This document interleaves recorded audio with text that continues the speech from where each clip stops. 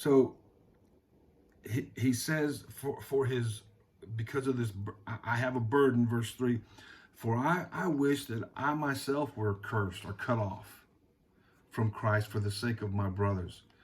In other words, he's got a burden. He's got such a burden. I mean, it's sad how little those of us who believe, who say we believe in Christ, how little a burden we have for people outside of Christ.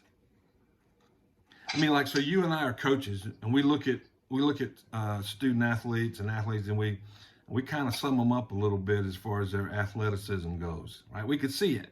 We're not judging them.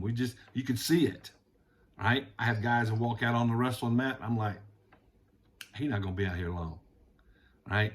Now sometimes they surprise you and they stay, but there's not a lot of winning going on because they're just not athletic. And the same, you can do that too.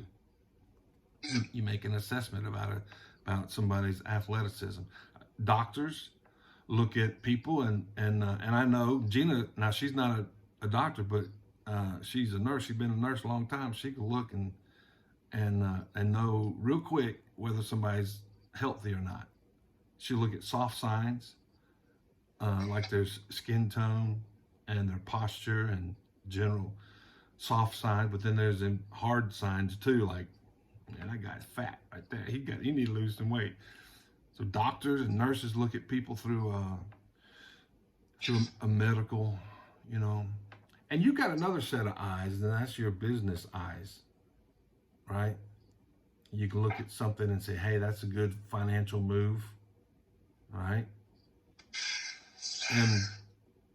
And then us as Christians, we believe the Bible, right? We believe heaven and hell is true. We believe there was a real man named Jesus who lived and died. And then we have compelling reasons, not groping in the darkness, hope so, maybe so reasons or ideas. Ultimately, the Christian worldview, we have compelling, the kind you can't ignore, right?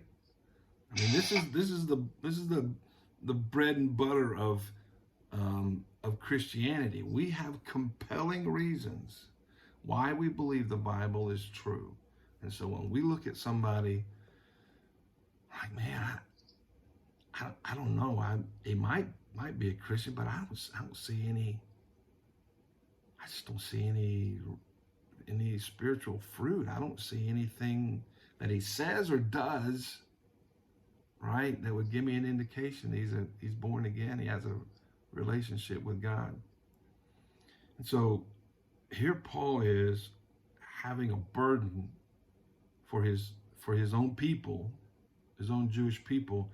I'm just saying, Brad and David, we need to have that burden. Like all these people you're going to be with next week, right? You take a look. And don't be judgmental like I'm better than you, right? You don't want to do that. But you can say, God, give me eyes to see. And give me ears to hear, God. And the things I see in the conversations that I have, and I'm going to be hearing this week with these people, give me some discernment, some understanding about where they might be spiritually. And so that's the way we look at, I mean, if heaven and hell is real, David, right? We're going to look at people that way.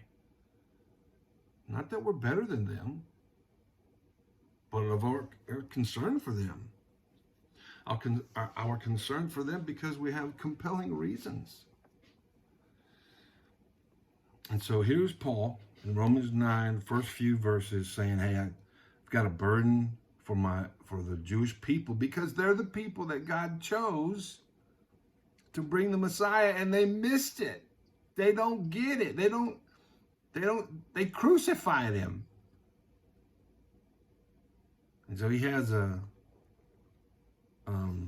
burden for his people, and we ought to as well.